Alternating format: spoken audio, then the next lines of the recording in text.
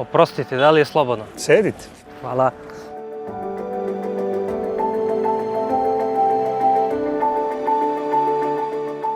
Izvinite, šta to zanimljivo čitate?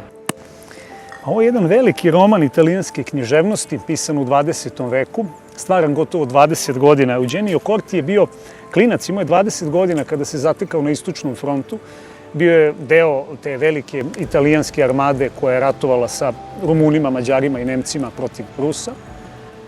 I zavetovao se, čini mi se, da opiše sve što je tamo video. Jer pre nego što će se naći u Stalingradu, to jest oko Stalingrada, on je video sovjetsku stvarnost tog vremena, video je, kako da kažem, u praktičnom smislu šta komunizam može da znači i odlučio je da to opiše.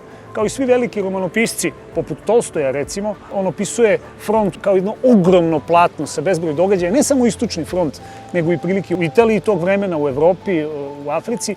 Ono što je zanimljivo, on kao i Grossman recimo, kroz sudbine pojedinih junaka prati šta se u stvari dešava u toj ogromnoj tragediji vezanoj za Drugi svjetski rat. I ono što je mene posebno dirnulo, to su događaji koji su prikazani iz tih sovjetskih lagera, gde se posle razbijanja opsade u toj famoznoj operaciji Saturn našlo između ostalih nekoliko desetina hiljada italijanskih vojnika. Oni su dakle u lagerima, odnosno u gulazima, i tu takođe mogu da vide stvari koje su teške, mučne, onako negde sputavaju čovekovo dostojanstvo i na najniži nivo ili čak i ispod toga, ali neke od tih slika su u ovom romanu opisane, čak bih rekao, u dahu najbolje te literarne tradicije, da kažem, humanističke. Eugenio Corti je prezirao fašizam, mrzeo je svakako i komunistički totalitarizam.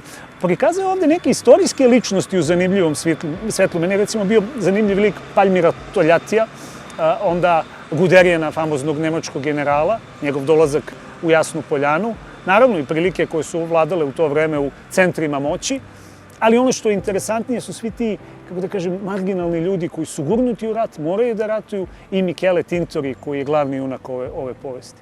Jednom sam ga pročitao i nekako stalno mu se vraćam fragmentarno, a sad razmišljam... Mogu li ja da pogledam? Da, to je sjajna knjiga. Cavallo Rosso na italijanskom.